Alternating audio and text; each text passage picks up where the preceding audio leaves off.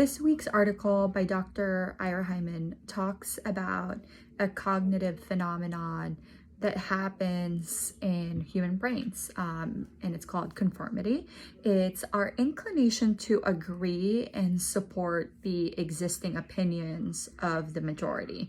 And, looking back at what we've learned so far in this class and learning about human need and inclination and the reasons why we seem to do certain things, it doesn't surprise me that the results were the results. It doesn't surprise me that people were, despite the very real evidence, the very physical evidence of a photo, it doesn't surprise me that people who may want to believe a certain thing and who have seen the majority of their peer group agree to a certain thing follow that group. That doesn't surprise me. I think we see a lot of that every day. In terms of the question of whether I think conformity is good or bad, like most things, I think, there's a lot of nuances, but I do think conformity has done a lot of good in society. I think there's not a whole lot of progress that we can really list down without it being a product of some sort of conformity. Even little things, annoying little things like having all your friend group be on the iPhone gang, I don't know how many of you guys feel a little bit frustrated, even though it's so small, seeing a green iMessage pop up instead of a blue.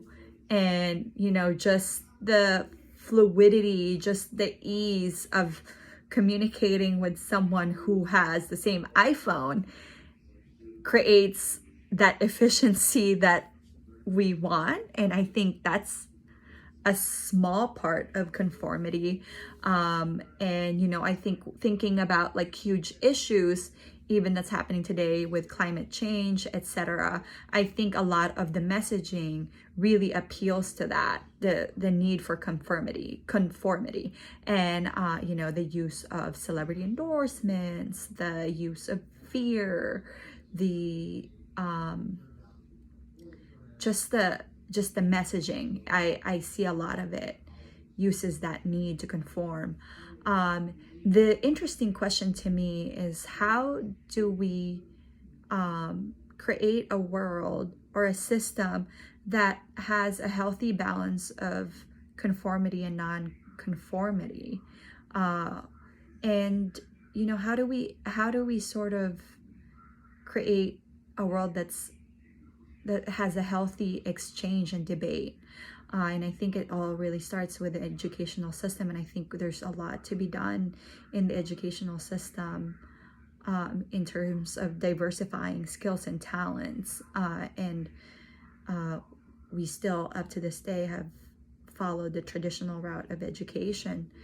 And then another thing that sort of concerns me is, there's now that there's data is in our fingertips, this really kind of has a scary a scary after effects that could happen. It could be a lot of generalization that leads to conformity. Like even watching the documentary, I forget what it's called, but it was the social media effect or something like that, where, it shows just how curated the piece of information, the content that we are seeing on our social media based on what we click. And that doesn't really breed a world where your thoughts are challenged. So I do think that's a little dangerous. It needs to be monitored.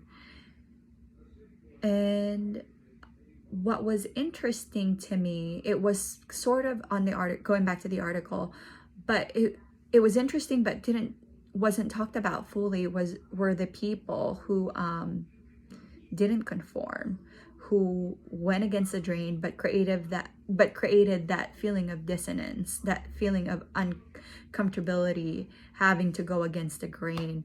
I wonder, like, what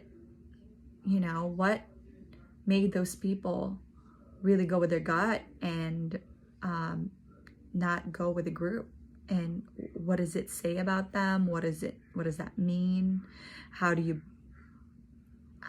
like breed those people? I'm interested in what's happening with that group of people.